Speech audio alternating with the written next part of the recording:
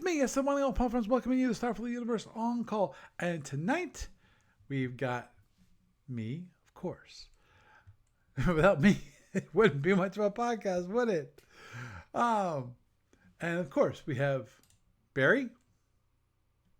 Say hi, Barry. Hello, hello. And Gary. Barry, yeah. Say hi, Gary. Hello, hello. Hello. So, gentlemen, how are you doing this evening?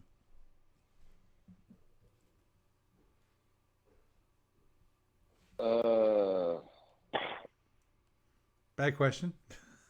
It's no. Just long ass day at work.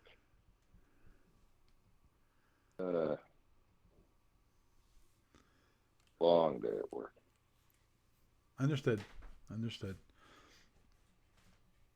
Yeah, my work wasn't bad, which is good. The ended the day with a long meeting. Well, actually, it was not that long. It was an hour-long meeting. So, meetings always are a pain in the ass. Yeah, well, it depends. The important thing with any meeting is that you actually accomplish something. You know, you don't. Well, that's kind of. Because you actually can accomplish things in meeting. The important thing is to recognize what you've accomplished, what you've decided through that meeting, and not leave it this kind of wishy-washy kind of thing. Hey, Chris. At least that's in my mind. But anyhow. Yeah, meetings where you accomplish where you accomplish things is. Yeah, because the vast majority of meetings I've ever attended in my life, it's like there was no point. It's like there's a couple hours of my life you'll never get back. Yeah. Understood. Fortunately, most of my meetings, we're on Zoom, but we don't have to actually turn on our cameras. You know, just voice only. So that's why we've been doing it.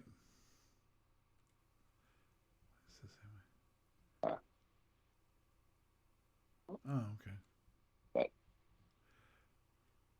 But anywho, don't mind me there. I got sidetracked. So, Paul, have you had a look at the playtest pracs PDFs yet?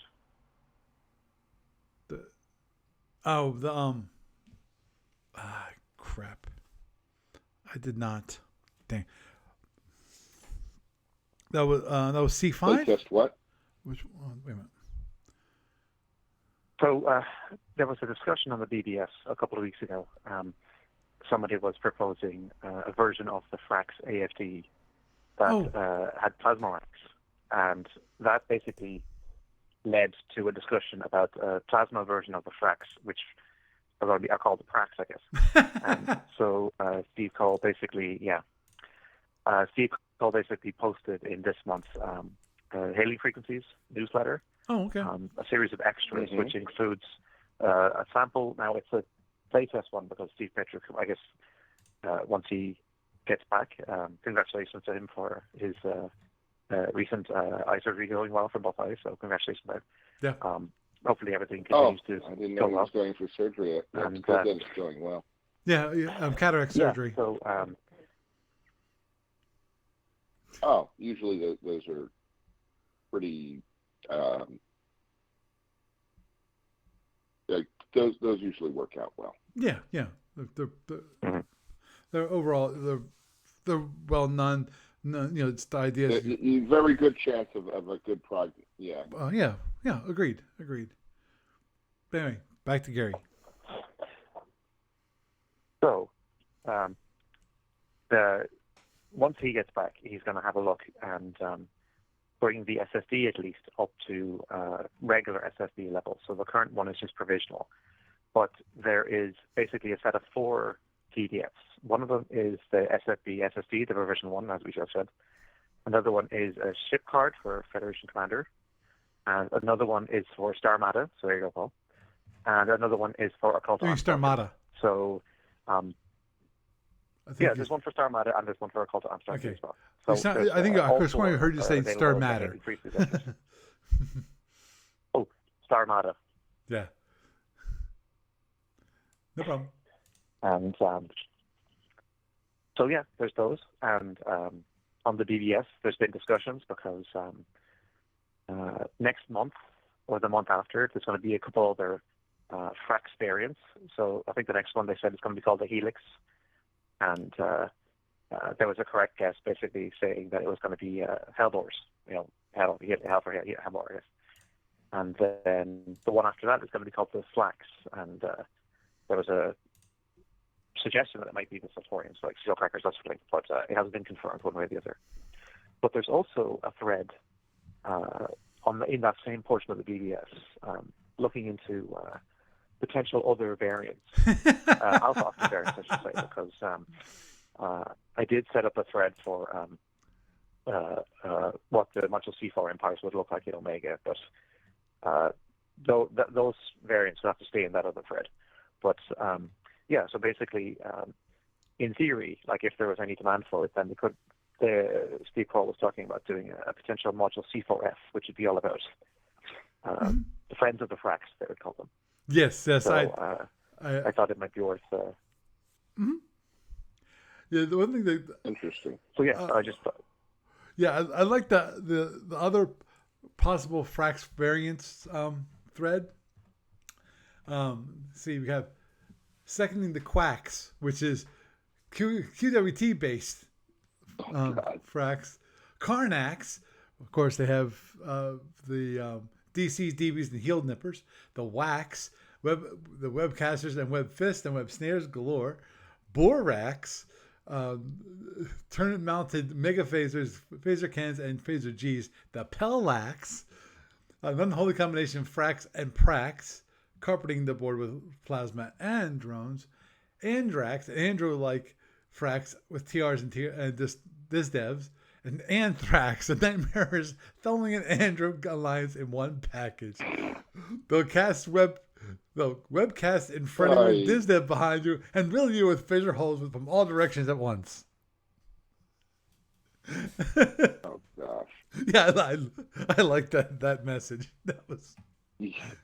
That was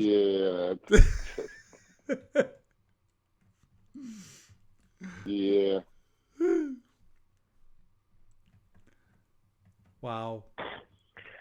So the only thing I was saying though that the one based on the Borak, I don't think it would need the phaser Gs because the phaser cannon should be enough for that. So I would basically replace the side-mounted phaser ones and drones with phaser cannons because phaser cannons take up 2 central ionization officer mounts. And then for the front and back turrets, use the mega phasers for that.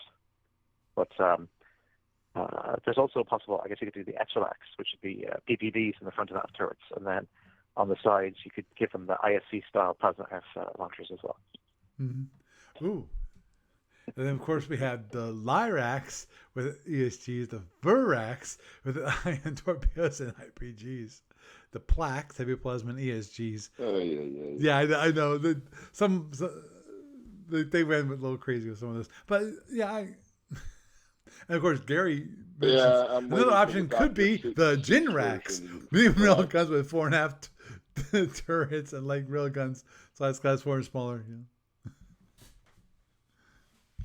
Hey, I say the Irax.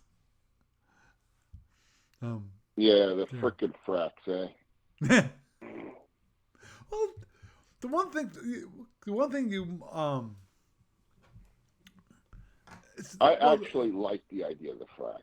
I really did. And to tell you the truth, the question is, would it have made more sense to design ships that way? Mm-hmm. I think the answer is yes.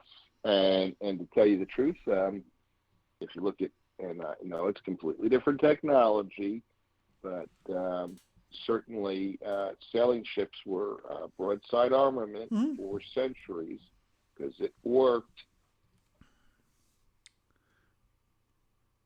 The Frax. Well, I'm sure the Iordani would be happy to hear you say that. Yeah. Okay. Oh, what was it? Who? The Iridani, because their ships have the broadsiding focus energies. Oh, the Britannians. The module CE4? Yes. The Britannians? Yes. Yeah. What? You must admit, as you mentioned, the Britannians with everything basically going to the sides is interesting tactically speaking in my mind. Just because of tactically, it challenges you instead of basically you fire where you're traveling at. You can't fire where you're traveling at. You know, you have to go that way, and then you have to turn to get your weapons to bear. No. It also means that you might want to have an oblique attack. Mm-hmm. Right. Which, is in a lot of cases an oblique. Which go ahead. Yeah, the advantage of an oblique attack is that you can, it changes the rate of closing and retreating. Mm-hmm. And that gives ships a lot more options. Mm-hmm. Oh yeah, and the thing is, oblique attack is not just for the Klingons. Because a lot of times I would think you want to do some kind of an oblique attack for nothing else to save your shield number one. And then, as you also point out, is no longer as go Barry. Your shield number one is no longer as important. You have many shields that can, so you have more shields that you can effectively fight behind. Mm-hmm. So that lengthens the amount of time your ship is viable for. That's a huge advantage. Mm-hmm. That actually, there's one thing that just came to my mind that would be interesting, at least to me. The idea of Britannians, but instead of have the standard 6 shields, have it like the Andromedans, basically, left side, right side shields. Then they'd be stronger. They wouldn't be equivalent to adding up all the boxes. They could be stronger, but of course, if you drop that shield, that's half that arc is now available for someone to get internals on. That's a disadvantage to that. Mm-hmm. To me, I think that'd be kind of a neat idea. Yeah. Absolutely. Because currently we have some ships, there are smaller ships. I think it's the skiffs, if I recall correctly, or the interceptors that have basically front half and rear half shields. Oh yeah. Because they're so small. Right. But no, there's no shields that take up the left side, right side, which I think would make sense. Now, of course, you have the really weird issue in my mind, which is center line front, center line back, where basically you're hitting 2 shields. So in my mind, if you hit 2 shields, you're able to split it between both shields. So there's an advantage. Yeah. To have the front half and the left side, right side shield, kind of thing. Because you can double up the amount of shield you have directly forward and directly aft. Mm-hmm. Yeah. Oh yeah. As I said, I think it's a neat idea.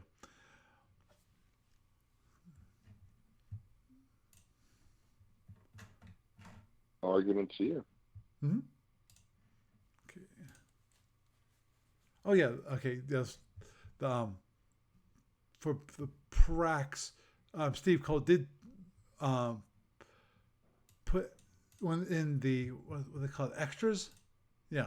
Um, newsletter extras, which is what was it? Yeah, it's a heavy cruiser, the Prax heavy cruiser. With Mm-hmm. what the heck is? Okay, I gotta look at that.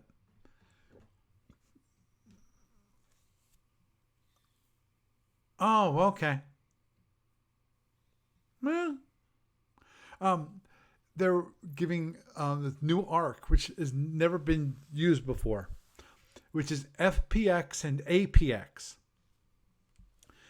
And the reason why it has to be AP and FPX and APX is because it's plasma.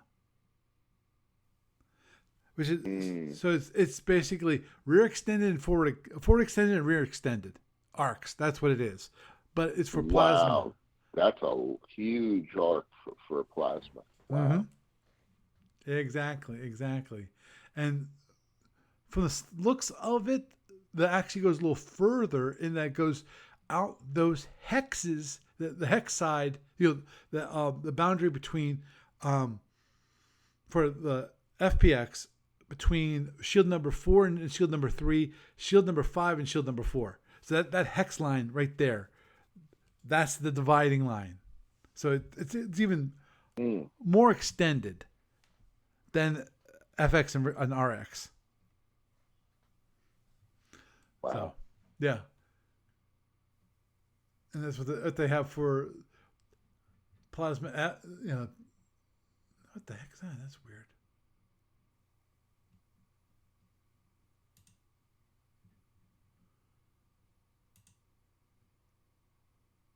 That's weird. Sorry, it's something weird on that page where they have I don't know, something. But anyway, yeah. So they have both a S and F with FPX and S and F with APX, and then the plasma D is on the side. Good Lord. You're going to do that for up to S's? Yeah. So the idea being that, of course, most of your weaponry is facing on the sides, like the Frax have it. Yeah. Well, FPX is still on the front. It's yeah, but APX is yeah, but you only have one S and one F. This is for heavy cruiser. So basically, it's simulating the way it would be for regular heavy cruiser. Regular heavy cruiser would have it so that you have like FP and maybe, FP arc for the two S's, and then maybe an LP RP for the F's, or left side right side for the F's. But basically, there's 4 plasma that would be an arc for your target, and the only way to do the same thing in the Prax is to have it so that it's on the side, broadside, as was pointed out. Yeah. Which actually makes it. Bear in mind that these are still provisional SSDs or ship cards as well, so it's possible that some of the ARC stuff might get tidied up by the time it shows up anywhere else. Right. So I guess if anyone has any questions about the Prax, now's the time to go on the BBS and ask questions. Speaking of which, Steve Cole did post a couple of preemptive question and answer Q&A things, because he was saying that the reason why the plasma Ds are L and R arc is so that people don't try to forward or back center line them, that they actually do launch to the sides. Mm-hmm. Understood. To me, but okay, I'm assuming that the Prax, and I've not actually looked at the Frax, are based off the Frax when it comes to the shields. So to me, it just seems odd that it seems like it has the standard arrangements when it comes to the shield. The heaviest shield is shield number 1. Then you have lighter shields on the sides. Yeah, I got that right. 1, 2, 3, 4, 5, 6, 7, 8, 9, 10, 11, 12. 1, 2, 3, 4, 5, 6, 7, 8, 9, 10, 11, 12. Yeah, both 2, 3, 5, and 6 all have 24 box shields. And 1, 2, 3, 4, 5, 7. Well, just 2 8, things. 9, One is 10, 11, 12. if you've got the Federation Commander ship card, it should have the numbers already listed there. Say again? I'm sorry. And secondly, because remember, if you're looking at the if you open up the ship card as well as the SSD, the ship cards usually tell you what the numbers are on there. But also the color code helps too. But secondly, bear in mind that even with the regular fracs, you can still fire obliques on between the 1 and 6 and 1 and 2. So you can still basically fly like sort of like a Klingon if you want to. But whether or not someone will do the same with the pracs is another story. Mm-hmm. Well, another thing to keep in mind is that historically, again, I go back to wet Navy ships, in the age of sail, the most vulnerable aspects for those ships were the bow and the stern. And if you could cross somebody's T, you did a lot more damage than if you went up against their broadside. And so your heaviest weapons were on the broadside, and you could take the most damage on the broadside. So ships tried their best to keep the other ship on their side and away from their bow and their stern, and try to get in front or behind the other ship, do the most damage. Which That's been Well, I think that might be the kind of thing that's easier to do in a call to arms, because there's no stacking of ships in that game system. Like every ship has to be apart from each other. Right. So if you're flying, say, Iridani or Frax for that matter, then you can actually string out your ships in a certain way and try to cross the T if you want. And actually, just on a side note, Call to Arms is probably going to be the game where the echelon tactic works best, because you have to have your ships not stacked, so the IFC can actually fly their ships the way they're supposed to. Because in SFB, like even in Fed Commander, there are certain rules against stacking, but they only affect they only affect direct fire weapons. Like technically, you can still do a seeker stack.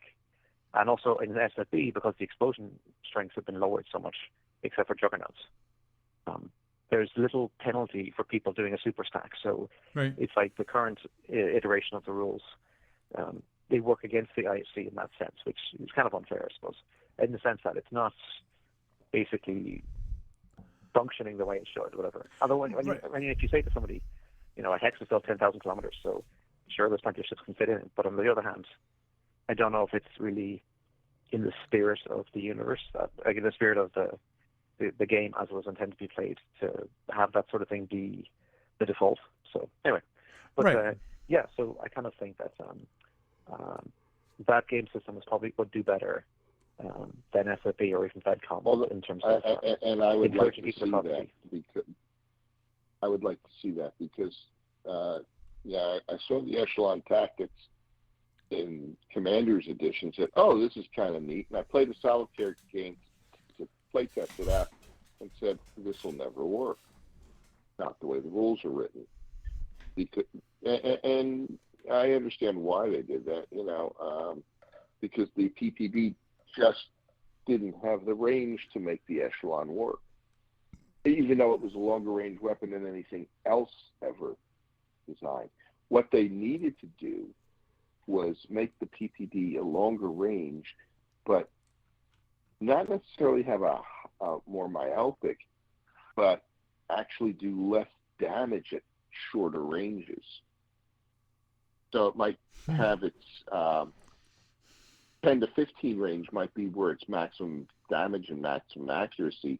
In closer range, it would be less accurate and less damaging. And move all the range brackets out 1 or 2 range brackets, but and if they had done that, and obviously to make that really work, you probably want to have a few less PPDs available. Well, maybe not. So basically, you'd want a direct fire version of the Sigvirion seeking weapons. I was thinking the same thing. Yeah, essentially. Yeah, and I was thinking about the SIGs too. Yes, you're absolutely right. Mm-hmm.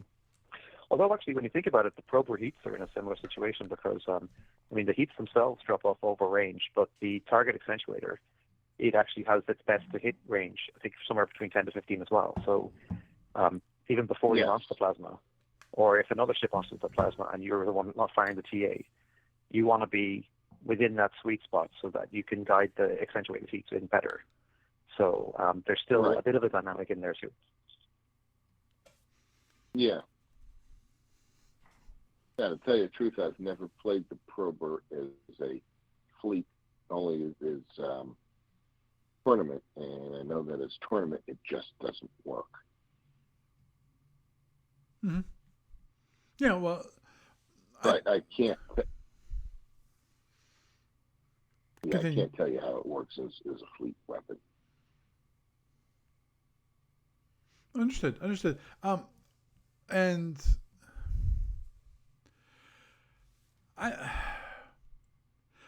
unfortunately, I don't know all the ships and weapons and so forth, especially in the Omega and LMC, to do a good comparison. But I can easily imagine that there are some ships and weapons combination, which basically they're not meant to be lone ships.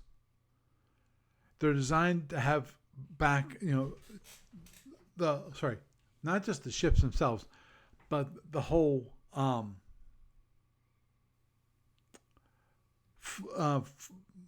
ship philosophy. Yeah, the whole fleet dynamic. Yeah. Yeah, it works better in a fleet context than it does as an individual context. For duels versus a fleet engagement. Yeah. Because there's a few of the empires have those kind of things.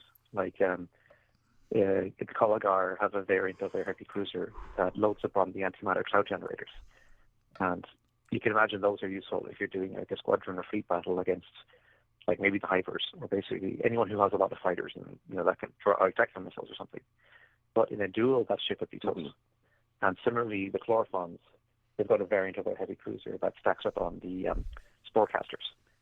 And again, if you can imagine, if you're trying to break up an enemy formation, actually that's a good thing to use against the super stack is plant a bunch of spores in their way and then see what they do then. And or for that matter, if there's somebody's flying in a bunch of fighters or whatever, one of the Chlorophon escorts has I think there's something like 10 T-bombs that they can take. So basically, because it's kind of like an alternate approach that the Fons have to try to deal with like seeking weapons and stuff from enemy ships. So but basically none of those variants are really designed to fly individually. But if you've got enough ships spare to do a larger engagement, then they become more force multiplier. Yeah. Kind of like scouts are a force multiplier. Right. But nobody uses scouts, at least certainly not in tournament, because they'd be useless. Right. Exactly. Well, I was trying to avoid talking about scouts and, more importantly, specific ships. For example, maulers don't work well, and and same for scouts. They're not neither one are designed to be in combat. Well, at least combat by themselves. They're designed to be part of a fleet engagement. So, except when you're going after the Andromedan Rapid Transit Network nodes, because you've got a ship like the Federation GSX or the Romulans in Module X1R. They've got an E variant. They've got an E variant of the Firehawk, which has the full weapon load of the standard Firehawk, plus the scout sensors, plus a flotilla of PFs. So you want to send that against a satellite base or anything else the Andromedas might have, and they might have a rough time. Mm-hmm. Agreed.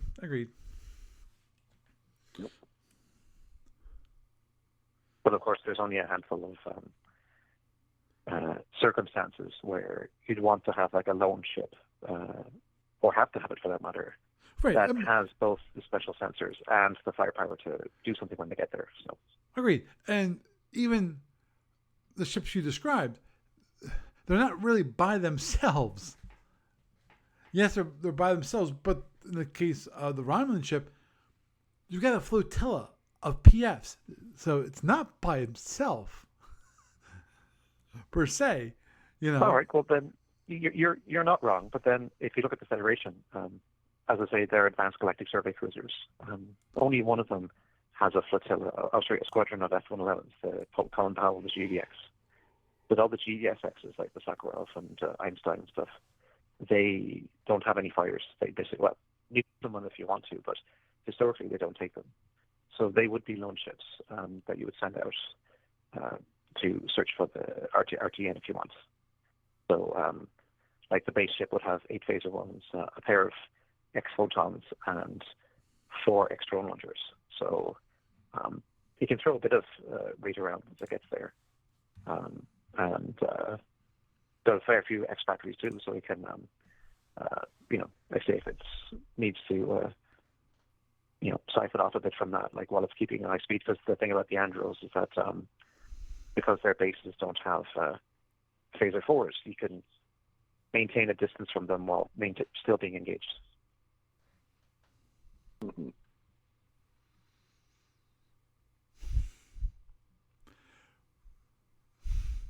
It still, to me, makes no sense why the Andromedan bases didn't have heavier phasers.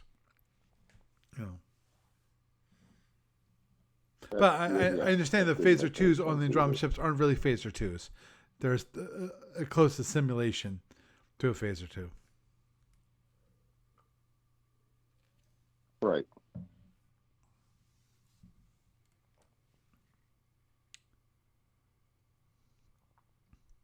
Yeah.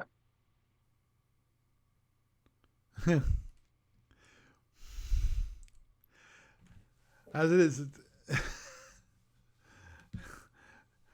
I'm watching Everybody got quiet, eh? No, I'm looking at the chat room, and the chat room is discussing how to doing a solo combat against a planet crusher, and that's one way of learning. In this case, who was it that's saying they're learning a new weapon this way? Scrolling back a little bit here, guys. New weapon there. I just had it. Dang it. There's Iggy says, when I'm learning a new weapon, I try it against the PCI, the Planet Crusher.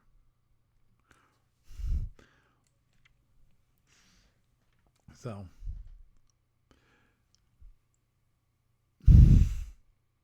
well, how actually, it just far occurred to off me that can the Planet Crusher? Okay, Barry, what was that? How far off axis can the Planet Crusher shoot? Because if you're, because its own neutronium armor prevents it from shooting too far off axis, and if your weapons emitters are at an arc that it can hit you, you should be able to hit it if you shoot at its weapons. Right.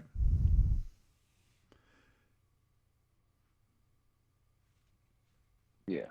To be honest, I don't remember the weapons of the Planet Crusher. So anyway, so Gary, what did you want to say? It was an anti-proton beam. It was an anti-proton beam. Okay.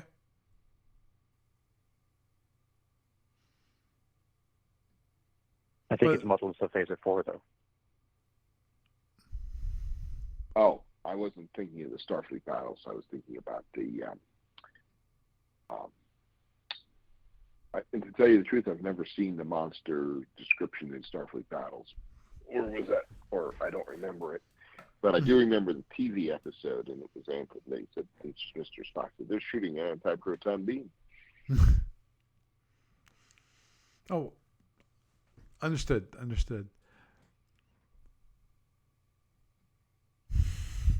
And it had another weapon. It had a weapon that on your warp engines. Didn't do any damage. It just turned them off. Warp in your matter and antimatter wouldn't react. I didn't remember that.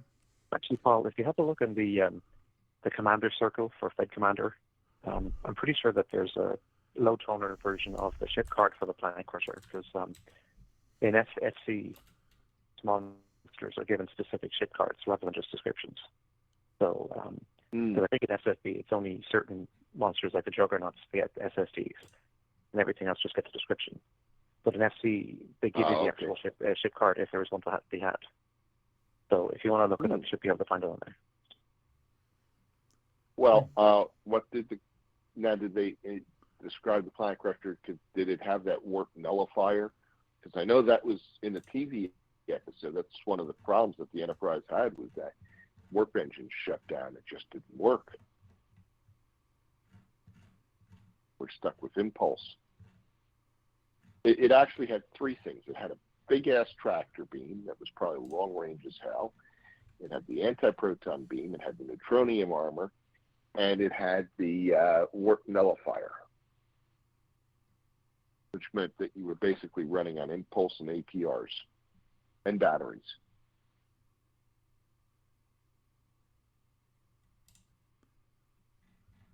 Warp engines weren't generating any power. Mm-hmm. And yeah, without warp power, you're not firing photons. I don't know that it wouldn't turn off your auxiliary warp reactors. Probably would.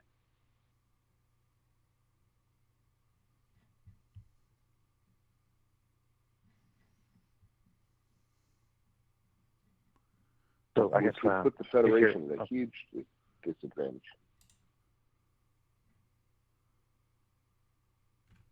Okay. Well, you can say, but, Gary. I was just thinking that. Oh no. So yeah, just Paul. I don't know if you're having a look for the. Because I think if you go to the Commander Circle, there's a page with a PDF that has an A to Z list of all the ship cards that have ever been released for Fed Commander up to CL 54 or 53 maybe.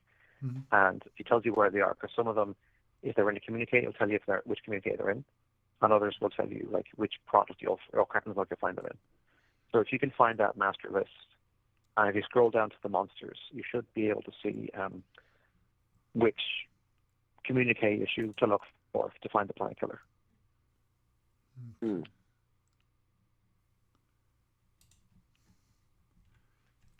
Now, in the communique, do they have a description of all the rules for it? Because I'm sure it's got special rules. Or some of the monster rules are in.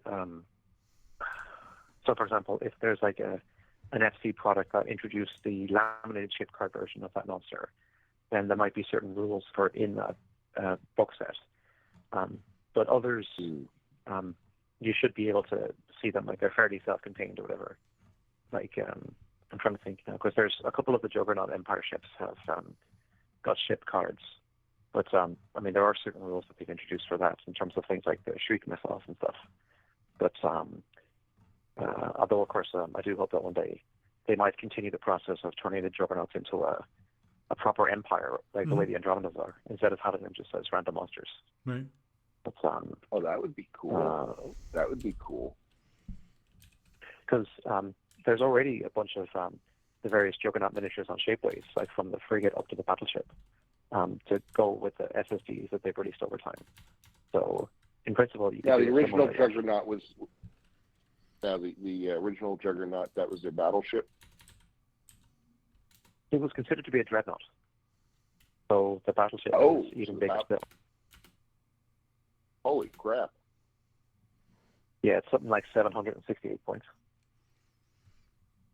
Good Lord. It's and about how powerful is their frigate? The frigate's only got like a single phaser 4 on the front. It's pretty weak.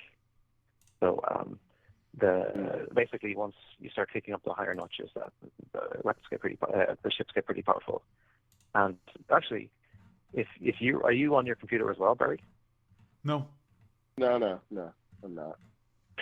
Because if you get a chance later on to have a look back on that Shapeway site, you can actually go and look under the Juggernaut heading, and you'll be able to see the 3D models for the various miniatures, including there's a missile variant of the Dreadnought, and it actually has like silos because the cargo boxes are replaced with silos for 18 Shriek missiles, and a Shriek missile is basically like a gigantic drone-like weapon that ordinary Juggernaut ships from Beta onwards can swap one for one with their shuttles.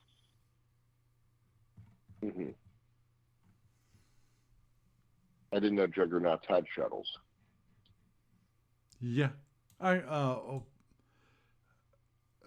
Didn't they turn them into like these basically?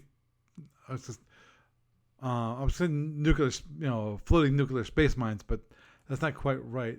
Dang it! I want to say Shrieks, but I know they're not Shrieks. I remember reading about it, where basically they took the shuttles that were on it and did something with them. I forget what the computer that are running the Juggernaut created. Yeah, the Shrieks are built by disassembling the admin shuttles and turning them into, like, replacing them with a giant seeking weapon. Right. Like, I think it does something like 35 points on impact. Okay, so it was Shrieks. Okay, I did remember it right. Yeah. Hey guys, I have like a 3 a.m. wake up, so I need to get to bed. Okay. Good night, Gary. Barry. Okay, see ya. Bye.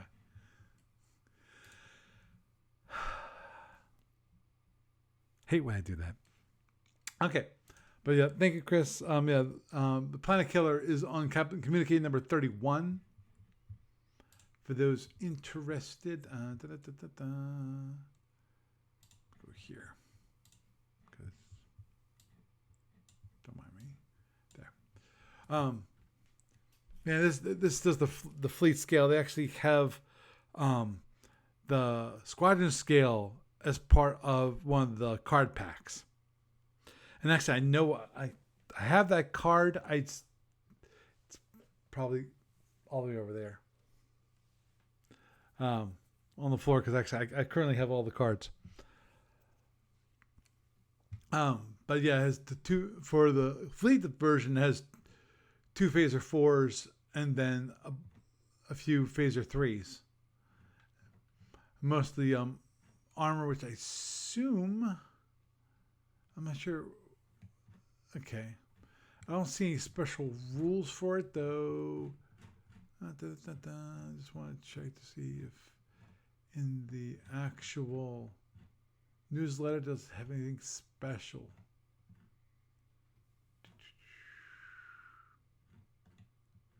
No, I don't think anything. Nope. Yeah. No, there's nothing special. Because I was wondering if the armor itself was directional. In other words, the right side armor you only can hit if you're on the right side, and so and left side, right, left side, that kind of thing. But it looks like it's just overall armor. So it means you have to destroy all the armor to get through to the ooey gooey goodness, a forward hull, reactor systems, and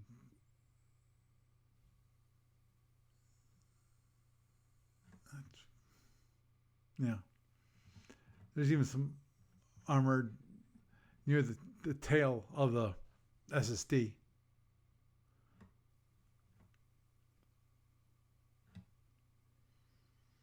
Yeah, it doesn't have any markings. Which kind of makes sense when it comes to Federation Commander that they want to have it so that it's simplified as possible.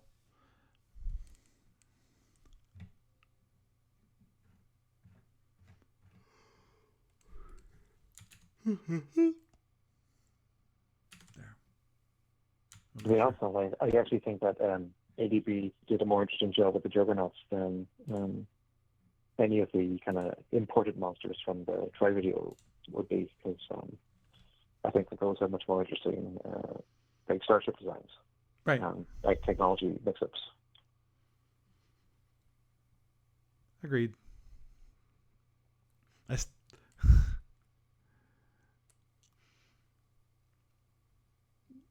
One of the things that I still like is the Andromedans on the front of the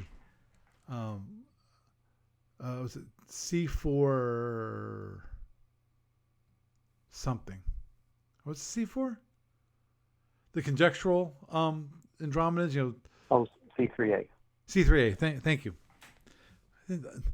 Yeah, that's the one of the X ships, the conjectural ones, which also are on Shapeways as well. Although there's no X intruder on Shapeways, but there is an X conquistador. So if you want to have a look at it, you can see it there as well. Yeah, I like the way that ship is designed. It looks more modern and better than the classic Andromedan ships, in my mind, anyway. At least when it comes to the look of them, you know.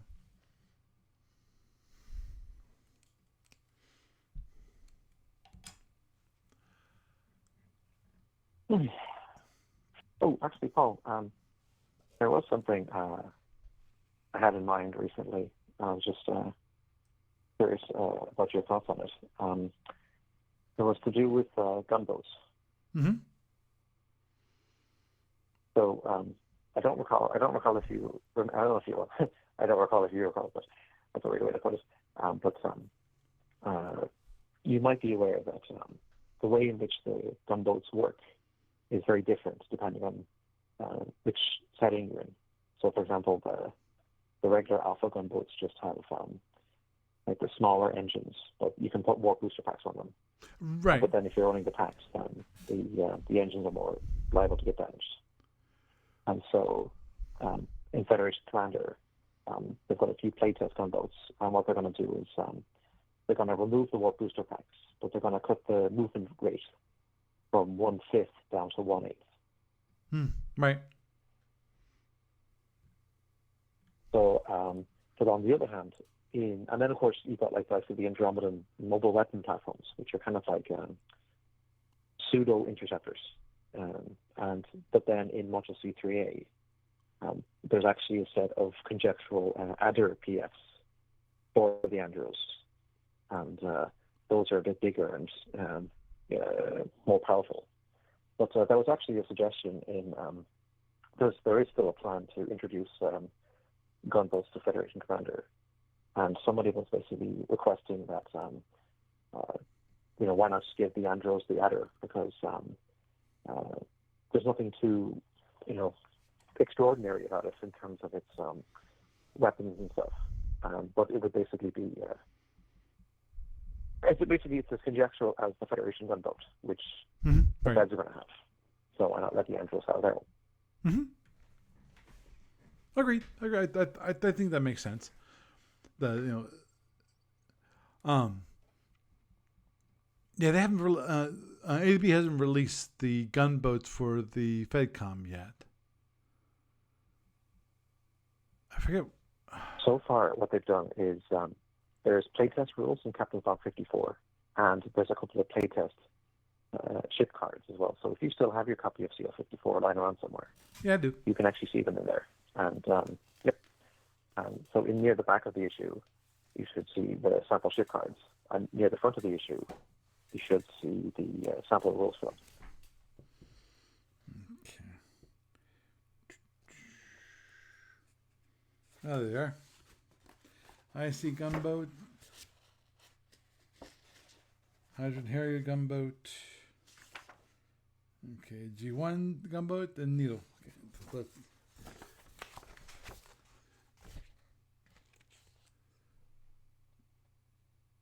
let's go. People see that. And then there's two. So They got the CL4, which is interesting. I know they were debating on the movement cost because they're originally like 1/5, which is an awkward. Well, bear in mind that in SFB, I'm trying to remember actually. There's still a little bit of housekeeping that even a gunboat has to pay for, right? Like it's got like, I think the life support is cheaper because it's assuming Life support is free. There is no life support or something. The reason why there's no life support is because they're all in spacesuits. Mm-hmm. There's no atmosphere, But there's still a field cost. Like there's some other kind of like payments that you have to make or whatever. So for the in FedCom, you don't need to worry about that. Right. So right. You can basically get away with a bit more in terms of even if the movement cost is a quarter instead of a fifth. Like you're probably not losing that much. Right. And obviously the one thing that, as anyone who was watching the video, and I'm sure you know, Gary, which is, as you pointed out, in SFB, you have the warp booster packs in the PFs, which are important because of if you hit the warp booster packs, it can cause more damage. While in FedCom, they removed the whole idea of a Fed booster pack. Of course, also it. So trim down for now, they haven't really talked about doing any gunboat tenders. So any deployments of the PS, which would be used for standard combat PS as well, it seems.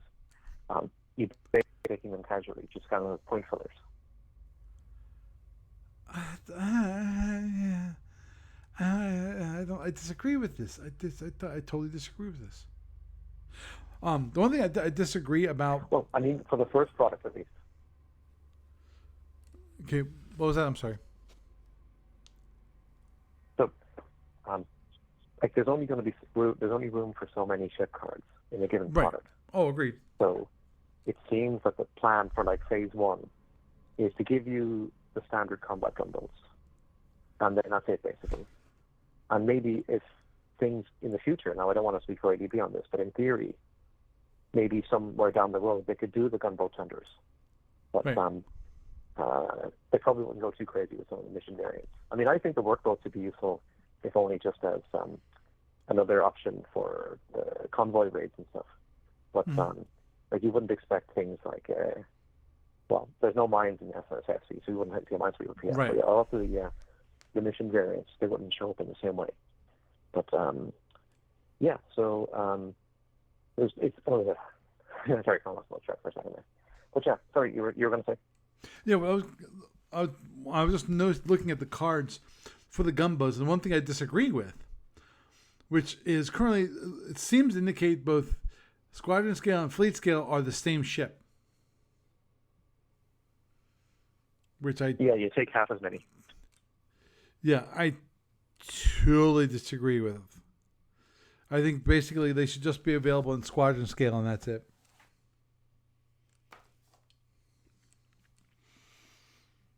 I know the whole idea of basically, you take less in fleet scale, but at the same time, a frigate at fleet scale is around the same number of boxes as a gunboat. So what's the difference? What is the penalty for taking possibly more powerful gunboats versus an actual frigate? At fleet scale, that is. Well, I guess, I mean, there have been a couple of sample interceptors floated around, so I guess you could have it that you take interceptors rather than PFs if you're doing the fleet scale battle. But I don't know how many people actually do fleet scale. Not to say that they don't. Right. But, I don't know, like, how much in the terms of the broader audience it is relative to squadron scale. Like maybe it is. But I don't know, because the thing as well is that there's other units like fighters, for example. They don't give you a half cut down fighter. They just it's the same fighter, like for the Hydrogen Stingers, for example. They just give you half as many. Right. So it's a fudge, but it Agreed. sort of works in the end. I don't know. Yeah. But yeah, and overall, I think the whole idea of fleet scale was a failure overall. Because my understanding is that the fleet scale was designed to have it so that you could actually play a larger fleet. And therefore be able to have the reason why you want a larger fleet is so that you could play a larger fleet in a short period of time, or the same time as a smaller fleet. And that just didn't work because, of course, in addition to reducing the defense, you reduced the offense by half, and so it didn't change the actual equation at all. Because the only way, if you want to speed up games, have ships die faster. That's the way to speed up a game.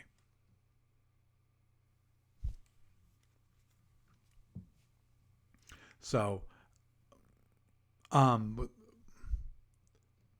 they didn't do that with fleet scale. They just shrunk everything, which is understandable. I truly do. The only reason you even would possibly use fleet scale is to have a ship that was never designed and use a fleet scale of that same ship, which will reduce the BPV if you want to try to use a BPV versus BPV combat. So, in overall, I don't think many people actually play that, fleet even scale. in SFB, if you look at the cadet scale ships, I mean, they're approximately half the size of a full SFB. But there's still like an audience for them in terms of having to teach the way the game works. Right. So, Agreed. I agree. When it comes to those, it's good for learning the game, and possibly even using fleet scale for helping to learn the game. But it's not. But as I said, I think the original reason for it was to reduce time, so it sped up the play time of the game, so you can play larger fleets. And I think that's why it's called fleet scale.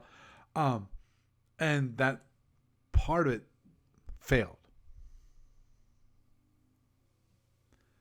Yeah, I know, and thank you, Chris, for sending me that. Chris is pointing out that's FedCom is better than Starfire if you want SFB ships. And Chris sent me basically the first edition Starfire, the electronic edition, which is interesting. Which is, I think, a lot better than the later versions of Starfire, just because later versions of Starfire were a lot more complicated when it comes to building the actual ships. Combat was relatively simple. It was the building, which is where it's like playing F&E, So F&E is a little different in that you have a set schedule and you don't actually design the ships. In the case of Starfire, you actually are designing your ships.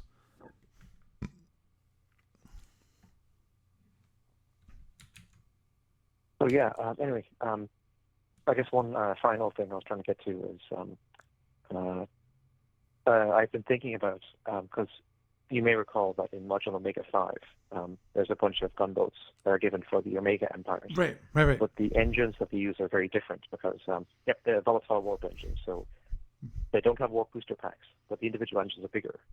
And they have an afterburner function, which is kind of like a knockoff version of Orion engine doubling. Right.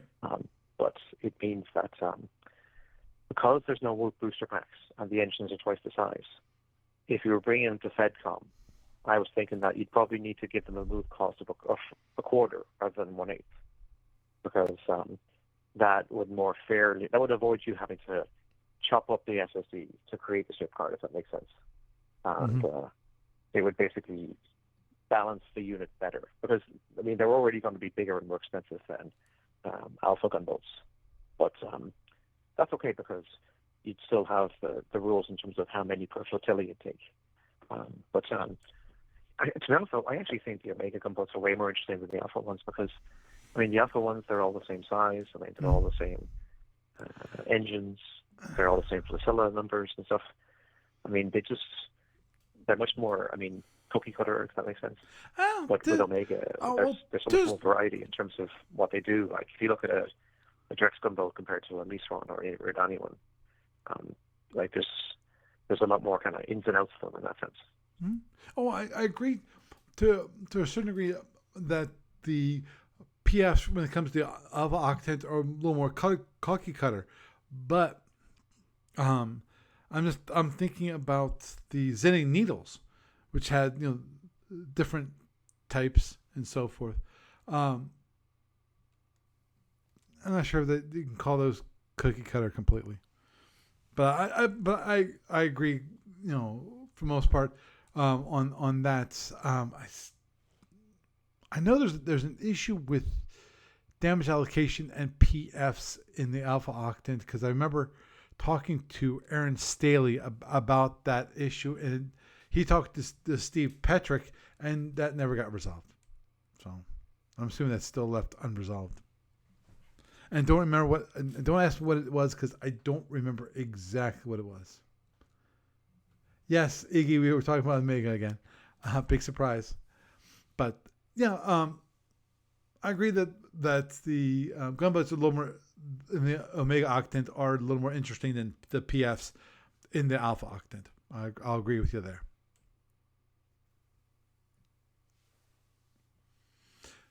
But, either way, I mean, I'm still looking forward to seeing what the FedCom Alpha gunboats will be like. But I suppose the big thing will be for anyone who's a Federation player, just bear in mind that the Fed Commander and the Feds are not going to get the F-111. They're just going to get the Thunderbolt PF instead. Right. Yeah. Be honest, I don't look forward to adding fighters to FedCom. I really don't. That's because of the great thing about FedCom is that you didn't have all those stupid drones. And that's the one thing that the fighters introduced in SFB, which is this huge amount of drones that you could actually launch at one time.